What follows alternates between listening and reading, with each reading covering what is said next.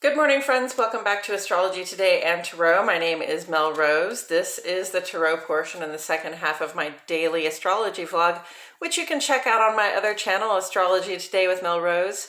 Over there, you'll find a description of the day's astrology as I've spelled it out here. Here, I will discuss the tarot card that sits on the side of the page, and then I'll play another card that, in the context of the day's astrology, may just give us something more to think about. So let's get into it. The card that currently sits on the side of the page is the Ten of Wands, and it is here because it corresponds in astrology with the last 10 days or the third decan of the sun's transit in the land of Sagittarius. Sagittarius is a fire sign. Wands and Tarot are fire element symbolism.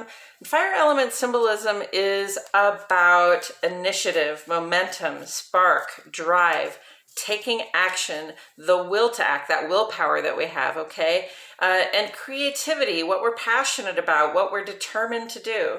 So we come to the Ten of Wands and we see, I always look at wands as sort of markers of achievements. And we see that we've come to sort of the end of a path because we're at number 10 and the numbers go 2 through 10 in Tarot. Okay, so we've come to the end of this set of experiences and we're sort of carrying with us the entire list of achievements that we've made, the goals that we have unlocked. When you have a larger goal, often you have to unlock a lot of smaller goals to get to the larger goal. And then we come to this point where we pretty much have collected all the sticks, right? We've managed to achieve all of the goals that we set out to achieve for this storyline. And, at this point, if we don't find a way to put them down and move on, they can become a burden to us, okay? So don't fool yourself at this time into thinking, hey, I have a big success here and I can continue to carry the success and it will still have the value for me that it does, okay? It's not going to have more value for you than it does right now, okay? We're at a point of completion. All right. So it's time to find a place and a time to sort of lay your burden and your responsibilities down in this context so that, maybe others can take up the continuation of this thing that you have built. But for us, it's time, it's an endpoint. It's a time to put down or to set aside or to put behind us a whole set of accomplishments. Just, not to forget about them and not to not recognize ourselves or allow other people to recognize us for what we've accomplished, but just to take a break because it's time to sort of move on to the next set of accomplishments, okay? And with that said, I'm going to turn this card over. Oh, the Queen of Pentacles. What a beautiful card. Okay, so Pentacles, we have fire and earth. Pentacles are about our earth element symbolism, and it's about what you have physically in this life, including your body, and what you are willing to give of what you have in terms of effort, in terms of work, in terms of sharing resources to create something of great value for yourself. And this is an interesting card. The Queen of Pentacles sits on a throne that has like a goat's head on it that reminds us of Capricorn, and at her feet there's a white rabbit here. It sort of points to a certain animal nature, a certain leaning on our intuition, right? Our ability to sort of live in the world and grow things that have value for us, as a natural part of who we are. And the queen herself, if you looked at her from the distance, or if you looked at her in certain light with that pentacle in her lap, she might even almost look as though she was pregnant, right? Or cradling a babe or cradling an egg in her hands, right? The pentacle just reminds us of our physical resources, and that's also about our money, and it's also about our bodies. So, the queen represents mastery of a kind over the material world, and not mastery over so much as I would say mastery of the material world, mastery of the wisdom and dedication that it takes to grow something of value. And again, pointing to the white rabbit, the wisdom often comes from, a sort of natural, intuitive knowing about how to create things like physical things that have value, how to grow structures that have value for us. Um, and I would often use the example of plants, because plants are like a physical thing that you can put a lot of your time, wisdom, and dedication into. And if you do it the right way, you'll get strong, healthy plants, right? So, this is a wisdom that comes, both from just that internal instinct, that natural being in the world, our connection to the physical world. And it also comes from, the wisdom that we grow over time as we sort of, intuitively converse with the life around us. So say if you're trying to grow a plant, if you have a plant, you want it to grow strong, you got to pay attention to it, right? You know the kinds of things a plant needs. It needs a certain amount of sunshine depending on the plant. It needs a certain amount of water depending on the plant. It needs sustenance of some kind, right? And it needs those things in the right measure, not too much and not too little. And that's something that you get from sort of having your own little conversation with the plant or the thing that you're trying to grow. Like knowing what it might need, taking a look at it, having a little intuitive conversation with it where you say, oh, I see that you might be feeling dry and you might need water, or oh, I see that you might need some more nourishing soil. And so, what we do, because we're dedicated to that growth, is we give it what we know that it needs, and then we watch it grow in abundance. And that's the Queen of Pentacles and the Queen's mastery of development of physical resources into things that have value. So where do we see this on the page today? Let's see. Mastery of physical resources. Well, Mercury and Venus are conjunct in the land of Capricorn. Capricorn is the goat's head there on the card. It's an earth element symbolism as well.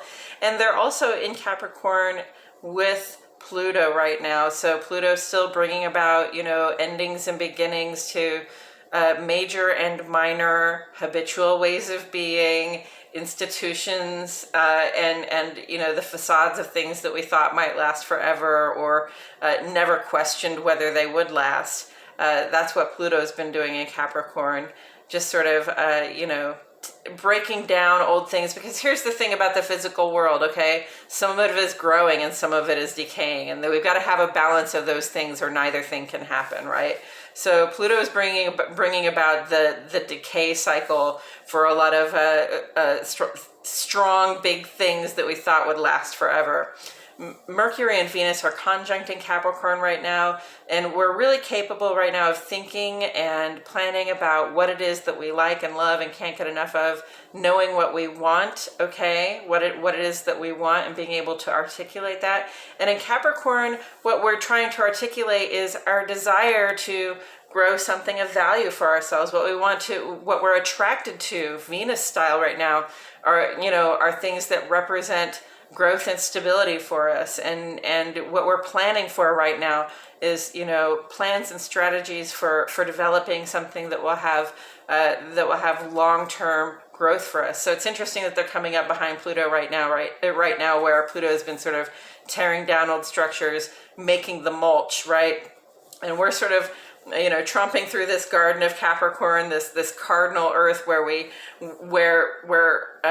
the building of structure is really initiated in Capricorn, just sort of tromping through the mulch and saying, yes, we could do this with that material and this with that material, and I really think I could get this thing that I love and desire out of it too. We can build something of value from the raw materials that are being left behind here. And, today, especially Moon, Mercury, and Venus, and Uranus are all trine together. And that's, helping us to develop a new perspective about what it is that we want, and maybe even desiring things in a different way, right?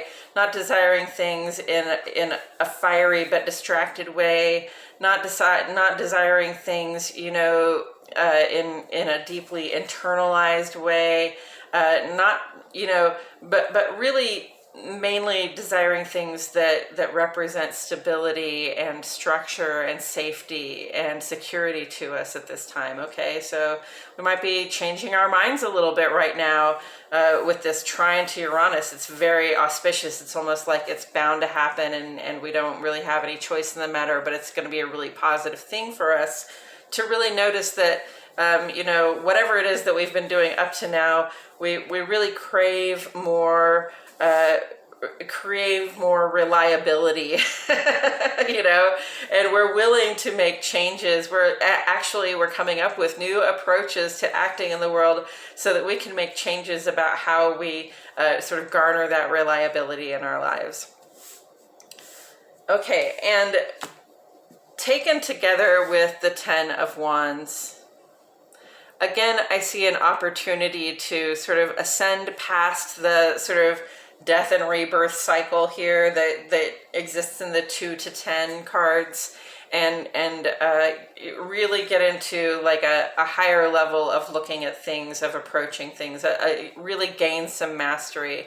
Now that we have, achieved all of our little goals and even achieved our larger goal, we can really look back on it and say, this is the wisdom I have garnered from doing all of that work, and perhaps this wisdom can inspire us to seek a better mastery of resources, a better mastery of what it is like to plan for and build and achieve something that generates, again, stability and security in our lives, right? So we don't have to keep going through this work cycle if we don't want to. We can really sort of, take the experience that we have and step our game up, collect it, and say, okay, now I have a book I can write about this. And I mean that in a metaphorical way, but I can also mean it in a literal way. If you have a book to write about something because you've had a long series of experiences here, go ahead and do it. That's the kind of thing that you would do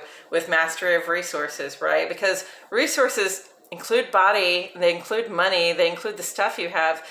They also include time. Time is a material thing for us, right? You only get to live this moment right now. But we understand that things of value arise in their time, and then they also fall in their time, says Pluto in Capricorn. So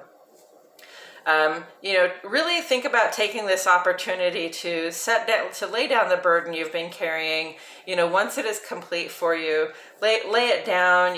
Let somebody else take over the operations if that's what needs to happen, and understand that you're moving on from this so that you can turn your attention to more wisdom and more mastery of resources, more mastery of how to help your garden grow, both figuratively and literally.